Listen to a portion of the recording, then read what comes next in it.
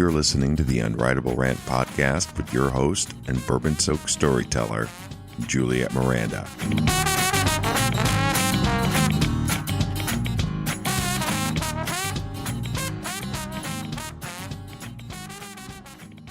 Hey there, y'all.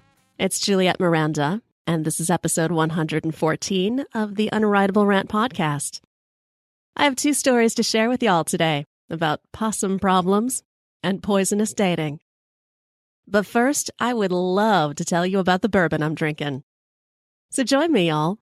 Fill up those glasses. Cheers. Oh, y'all, today I am drinking Barrell Bourbon batch number 5. This is a sourced bourbon, and what Barrell does is periodically release different numbered batches. So essentially what the company does is seek out really unique whiskey, ages it in different sort of ways, and then releases them at barrel proof. So I've had batch number 1, batch number 11, and this is batch 5. And I'll tell you, they're all different, and they're all amazing. As for batch number 5, this one has a mash bill of 70% corn, 26% rye, and 4% malted barley. It's aged 9 years. Oh, and right up front, this will just hit you with cinnamon spice. It's so good. This is a really, really nice autumn into winter bourbon. And here's what's crazy about it. Now, this is a really potent bourbon. It's 118 proof. So yeah, it's got a little bit of a burn. But once you get past that, and you've got all those wonderful cinnamon flavors rolling around, it moves on to something of a juicy flavor. And to me, it really does taste like cherry. On the back end, it finishes with a lot of pepper and almost a bitter sort of coffee flavor. Like I said, this is potent stuff, so I would absolutely recommend trying this out on maybe like a little bit of ice or adding just a couple of drops of water. That'll open it up, and that'll really make it take on sort of a creamy flavor. It's wonderful. And good news, y'all. Since I am here podcasting, that means that we made it out of the Michigan woods alive. That's how we spent our Halloween weekend, me and my guy. We were hanging out with our friends who have a cabin in the Michigan woods, and we did not burn anything down. We didn't get arrested or end any lives. And this really is something of an accomplishment for two adult couples who are prone to swilling copious amounts of bourbon. So y'all will have to forgive me if I just take a moment to revel in our success. Not that the trip was without incident, of course. I'm always just a little bit on edge whenever we visit our friends at their cabin. It's definitely not rustic by any means, thank God, but it is very isolated. To get to it, you really need to ditch your GPS and just rely on directions that instruct you to do things like turn left at the abandoned gas station. Then, several dirt paths later, you hit it. The one house, quite literally, in the middle of the woods.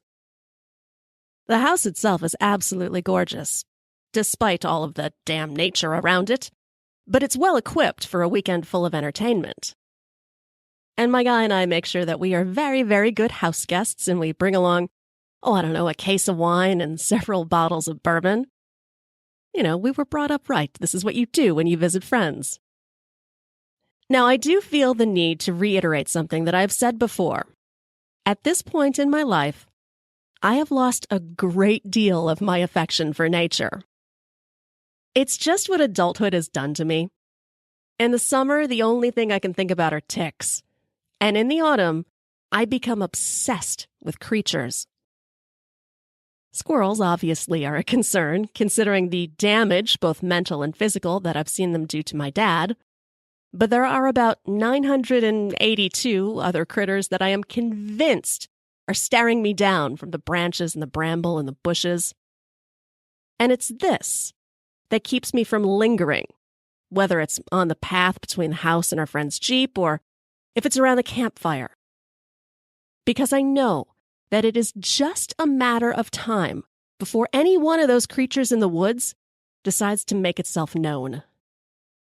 And God damn it, it is always me that they come for. If there's a skunk within 20 feet, I will be the one that it knocks into. And the same goes for raccoons. For whatever reason, those fuckers love me. I actually once watched a raccoon crawl out of a garbage can and prance itself right up to me as if I was giving away free trash samples. My guy and our friends are well accustomed to my animal panic.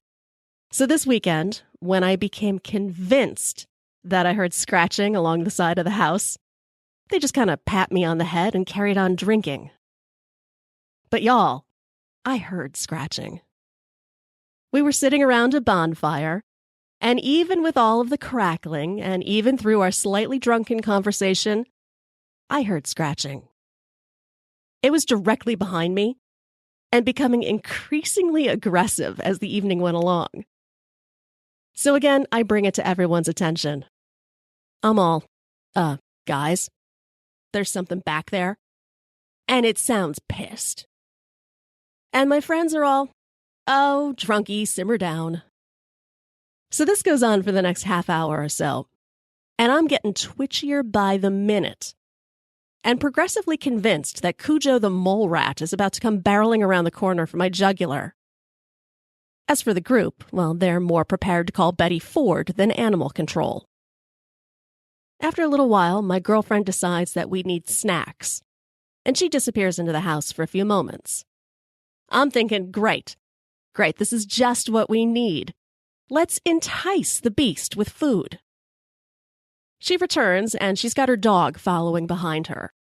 This is a giant German shepherd, and this thing immediately runs over to the side of the house and starts losing its mind over a window well. It's barking and digging and whimpering. And y'all, it's this. This is what gets everyone's attention. Never mind that I have essentially been doing the same thing for the past 2 hours. Clearly the dog knows more than I do. So now, of course, everyone just has to know what's going on alongside of the house. And what do you know? Stuck down there in the window well is a really large and mangy-looking possum. Here's the thing about possums. When they're just nosing around on the ground, I actually think they're kind of cute. I like their weird little pointy noses and their ratty tails. But that cute and fuzzy Disney-like facade quickly melts away the second you get one of those things cornered. And man, did this thing let out a nasty hiss when it sees 4 human beings and a dog peering down at it. That dirty, scavenging rodent thing was all claws and fangs and venom. And there was murder in this one's eyes, I know it. But I was okay with it, because this possum was contained. And despite all of its manic attempts, it wasn't going anywhere. It was trapped in a window well. And clearly it had no way of getting out. And this is when my nature-loving girlfriend decides that she feels sorry for it. And she announces that we need to rescue it. Seriously? It's a rodent. The general Michigan ecosystem will not come to a tragic halt if this one animal goes on to the great possum farm in the sky. But oh no. She could not bear to think of that thing starving to death in her window well, and she just insisted that we had to find a way to help it. Now remember, we had been drinking bourbon for the past 5 hours? Something like that. Have you ever seen a group of drunken adults attempt to solve a problem? You would have better luck corralling a room full of toddlers hopped up on pixie sticks. Because now, with the addition of another round of bourbon as fuel, our possum problem seems wildly funny. We're concocting elaborate rescue missions, one of which involved some fishing net and a drone, and none of which had any chance of succeeding. Now, for as amusing as all of that was to all of us, I could see my guy getting antsy. He's not one to leave things unsettled, and he has very little tolerance for indecision. So through his bourbon haze, he decides to take matters into his own hands. I'm sure he considered this a stroke of boozy genius. So he gets up and starts rustling around along the side of the house. And none of us noticed it really at first. We were too busy knocking back more booze to even remember what a possum is. But my guy, he's got a mission. And it's not long after that when I catch sight of him marching past the perimeter of the fire with a 6-foot wooden plank perched on his shoulder. Baby, what you doing? My guy is too wrapped up in his mission to respond. And before any of us can stop him, he drops that plank right down into the window well. Initially, I wasn't sure what that was going to do. But my guy is looking really pleased with himself and may have even taken a small bow. But then, that possum rockets up the plank like a goddamn cannonball. It immediately shoots between my guy's legs, and it startles him so much that he just leaps up into the air and starts shrieking.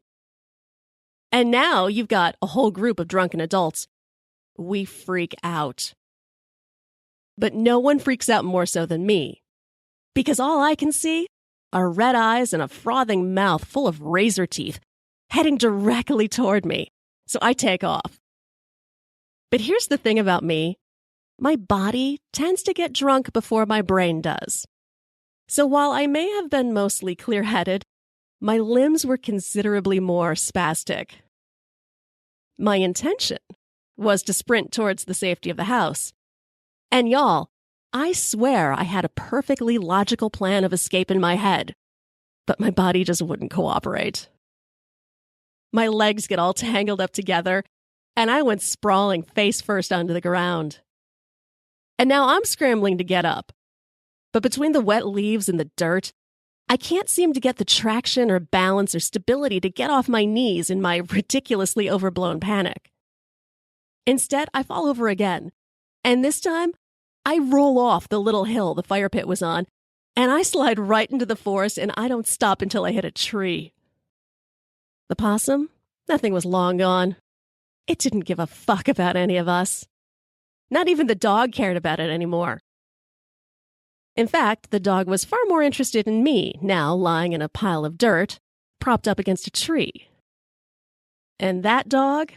That was the one and only living thing that wasn't currently stupid with laughter. I will never be able to live that moment down. I'm sure it will play out again and again with our friends. But that's all right. So yes, we all survived our wild weekend adventure in Michigan, though some of us less so than others. And with that, I need a little bit more bourbon. Hang on, y'all. Oh, cheers. Barrell Bourbon, you are awesome. Just so you know, we did do more than drink around a fire in Michigan. We also drank at a bar. I suppose this is the Bukowski in me coming out, but I love a good bar. Sure, I prefer a dive or a speakeasy kind of vibe, but really, as long as the bar has a good selection of whiskey and a friendly bartender, you can prop me up anywhere and I'll have fun. I may not talk very much. I mean, me being me and a misanthrope and all, I do tend to back away from conversation with people that I don't know. But I will tell you this much. I'm always listening. That Saturday night, we visited our favorite local bar. It's more upscale than its surroundings would dictate, and it includes a fantastic cocktail menu and a really nice farm-to-table menu. In the city, this place would inevitably wind up devolving into a hipster nightmare. But there, on the outskirts of the woods, and next door to a really thriving artist community, this bar, it just feels comfortable and homey. Sitting just to the right of our very boisterous group, which now included me and my guy, our 2 friends, and 4 of their friends, well, off to the side was a single gentleman. And by single, I mean he was both alone and unattached. He was a rugged, reasonably attractive kind of guy in his mid-50s or so, and clearly there to find a woman. And y'all, he was going about it all wrong. I couldn't tell if he was clueless because he was new to dating, or if he was just an asshole. But I really wanted to give him the benefit of the doubt. Because in a horrible, terrible sort of way, he actually reminded me of myself early on in my dating. Dating effectively is without a doubt an acquired skill. And in my pre- and very early 20s, I was not very good at it. And I definitely wasn't good at taking no for an answer.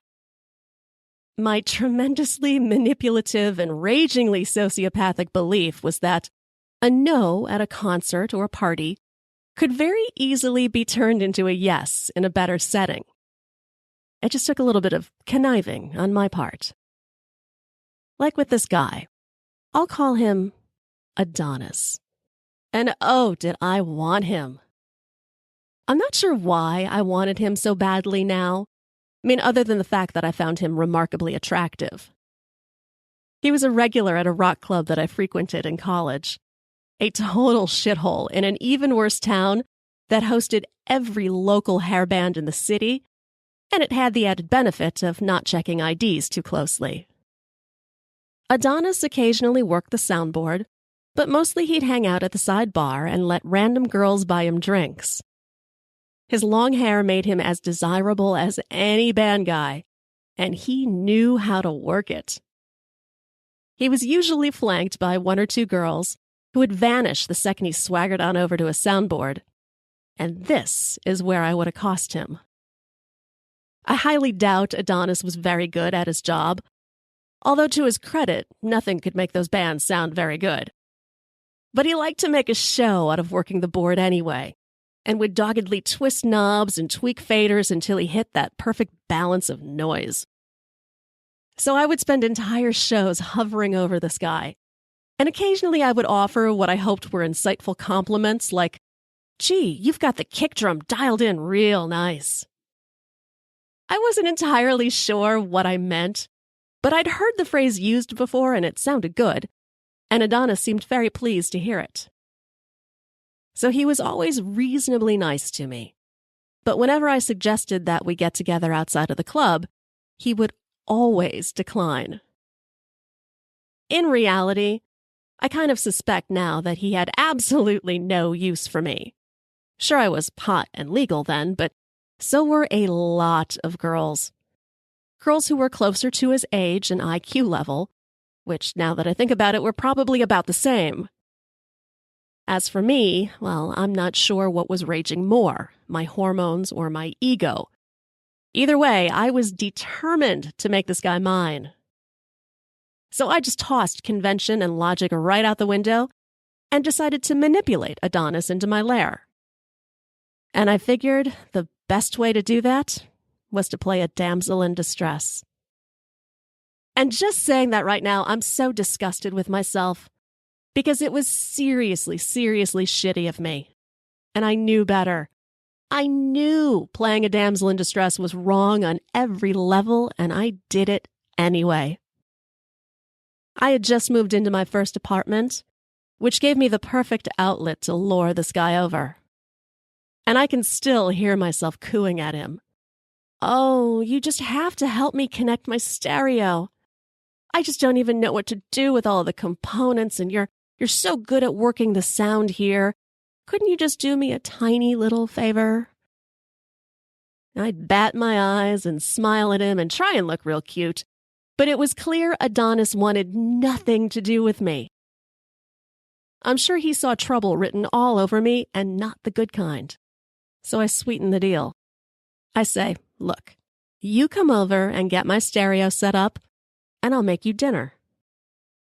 I can credit my mother with that trick. She insisted I learn how to cook, partly so that I would be able to eat well myself, but also so that I could use it to snag a man. Adonis was likely living off French fries and Campbell's soup, so the prospect of a real meal had appeal, and I'm sure that's what prompted him to reluctantly agree to my scheme. 2 nights later, he arrives on my doorstep, and I make sure to have the warm and inviting scent of chicken parmesan bubbling away in my cauldron. He busies himself with stereo, and I finish up in the kitchen. It looked calm in there then, but 10 minutes before, it had been absolute madness.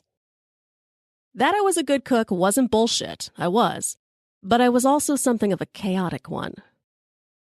I hadn't figured out quite yet how to manage my time or the space in the kitchen, particularly when more than one pot was involved. So while the food eventually came out tasting great, it usually involved a giant mess of ingredients slopped onto the counter and near frothing dishes that I would rescue just seconds before they scorched or boiled over. And two, I will admit, my kitchen habits weren't quite as cleanly as they could have been. So when I randomly reached for a serving fork, it is entirely possible it may have also been the same fork I used to handle the raw chicken. I'm not saying this is what happened, but I do have to admit that there is a distinct possibility that it could have happened. And Adonis was an eater. He plowed through 2 servings of chicken parm and nearly an entire box of pasta. Fucking starving wannabe musicians. After we eat, I ask Adonis to walk me through everything he did to my stereo. I honestly did not care. Hell, I was minoring in television production at the time, so I probably knew more than he did about my components. But it did give me a chance to get just a little closer to him. And that's when I pulled the ace out of my pocket. I just happened to have there in my hot little hands the not yet available to the public new Kiss album. Getting albums before they were released to the public was one of the perks of being a rock writer. And I knew Adonis was a huge Kiss fan. So I asked, want to give it a listen? He seems way more at ease now. And he's excited. He wants to hear the Kiss album, and we settle down on the couch. And I'm thinking, my plan worked. All I have to do is wait for a ballad, and he is mine. And it's going great. 2 songs go by, and then he asks me to point him toward the bathroom. I don't think too much of it. People use the bathroom all the time. But then 1 song goes by, and then another song goes by, and when he hadn't come out of the bathroom by the end of the 3rd song, I started to wonder what the fuck was going on in there. I didn't know the guy that well, and it wouldn't have been the first time I'd had some guy shoot up in my bathroom. So I switched the stereo off and I creep up to the bathroom door. I was gonna knock, except the god-awful sounds of violent intestinal distress stopped me. The guy didn't weigh that much more than I did, yet somehow it sounded as though one or both ends of him were producing enough slop to fill a swimming pool. I'm mortified, both for him and for myself. And I'm wondering, did I seriously just poison this guy? I take a quick physical inventory. I didn't have any rumbles, no weird queasiness, nothing. I felt totally fine. And I check all of the ingredients in the kitchen. Nothing was expired, and the chicken was absolutely cooked through. But judging by the geyser-like sounds emanating from my bathroom, something had gotten fucked up somewhere, and that poor fool was paying the price. He staggers out of the bathroom some 45 minutes later, green-tinted and shaky. He starts to say something, but all that comes out is a low moan, and then he's off dashing to the bathroom again. I'm not really sure what I should do. Do I go in and help the guy? Hold his hair for him? And then I start to wonder just what kind of damage he's done to my bathroom. I wasn't sure I had a plunger anywhere, and I really lacked the experience to know what the etiquette is for food poisoning cleanup jobs, especially when my kitchen could have been the cause of it. In the end, I eventually packed Adonis up with a bottle of water, some Pepto, and a shitload of plastic bags, and I let him drive himself home. Was that wrong? He had reached a somewhat stable state and really didn't seem to want to stick around. And Lord knows my interest shut off the second I heard him crying into my toilet. I avoided the rock club for a good 5 or 6 months after that incident, and when I finally did return, Adonis and I never once met eyes. Oh, I still feel horrible about that. Well, anyway, I was reminded of my blundering attempts to land Adonis as I watched that 50-something guy work the bar in Michigan this past weekend. At the end of the night, I caught sight of him quickly paying his tab and sprinting out of the bar, alone and without saying goodbye to anyone. I couldn't imagine what prompted his hasty exit, but I had the sudden inclination to give the guy a reassuring hug. Whatever had happened, at the very least, he hadn't poisoned anyone. Well, y'all, thanks so much for listening to this episode of the Unwritable Rant podcast. Head on over to theunwritablерant.com and sign up for my newsletter. In just a couple of weeks, I'm going to be sending out my top 5 favorite bourbons of 2017, so I don't think you're going to want to miss out on that. And I just wanted to send a personal thank you to everyone who has requested one of the fabulous Unwritable Rant podcast stickers. We just got a new shipment in, so those of you who have been waiting for them, they're on their way. Don't forget to hit me up on Twitter. I'm at Morning Neurosis if you've got anything you want to say or talk about or bourbon you want to recommend. And now, I'm off. Hope you all have a great week. I'll be back to tell you more bourbon-soaked stories next Sunday. Cheers, y'all. Go to theunwritablerant.com and sign up to get early access to interviews and new videos. You can hear new episodes of The Unwritable Rant on radiovegas.rocks every Tuesday at 4 p.m. Eastern and on IPMNation.com on Saturdays and Sundays at 6 p.m. Eastern, and hear best of episodes every weekday at 3 p.m. Eastern.